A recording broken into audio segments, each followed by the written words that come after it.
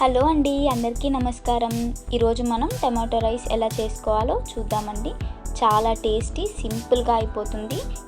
ఫాస్ట్గా తక్కువ ఇంగ్రీడియంట్స్తోని మనం ఈ టమాటో రైస్ అనేది చేసుకోవచ్చండి. ఇప్పుడు మనం స్టెప్ బై స్టెప్ ప్రాసెస్ కావాల్సిన ఇంగ్రీడియంట్స్ చూద్దామండి. 6 నుంచి 7 టమోటాలు, బాగా పండుపడిన టమోటాలు తీసుకోండి, మంచి టేస్ట్ వస్తుంది. అలానే ఒక 2 నుంచి 3 ఎర్రగడ్డలు తీసుకోండి. మన వీడియోలో చూపించినట్టు ఇలా కట్ చేసి పక్కన పెట్టుకోవాలి. 1 గ్లాస్ సోనా మసూరా రైస్ తీసుకున్నామండి మేము. దీన్ని బాగా 3 to 4 టైమ్స్ బాగా వాష్ చేసుకోవాలండి. నెక్స్ట్ ఒక 15 నిమిషాల పాటు దీన్ని నానబెట్టుకోవాలి.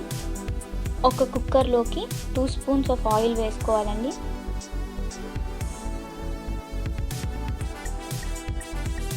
ఇందులోకి ఇప్పుడు ఆవాలు, జీలకర్ర, శనగపప్పు,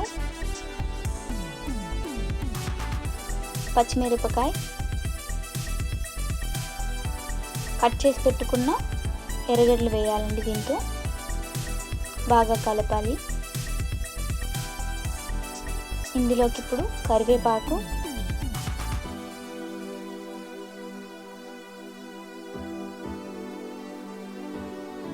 అలానే టమోటాలు వేయాలండి.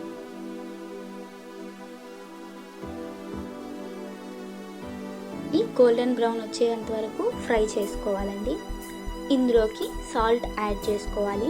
అలానే కొంచెం పసుపు పొడి. చూసారు కదా ఎలా మగ్గాయో టమోటాలంతా. ఇప్పుడు ఇందులోకి మనము కడిగి నానబెట్టుకున్న రైస్ అనేది వేసుకోవాలండి.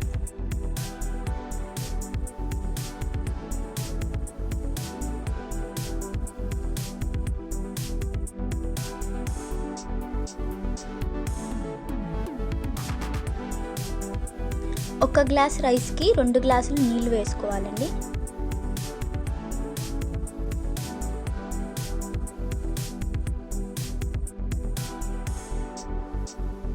ఇందులోకి ఇప్పుడు గరం మసాలా వేసుకుంటున్నాము. ఇప్పుడు ఒకసారి టేస్ట్ చూసుకొని సాల్ట్ అంతా సరిపోయిందో లేదో చూసుకొని అడ్జస్ట్ చేసుకోవాలండి.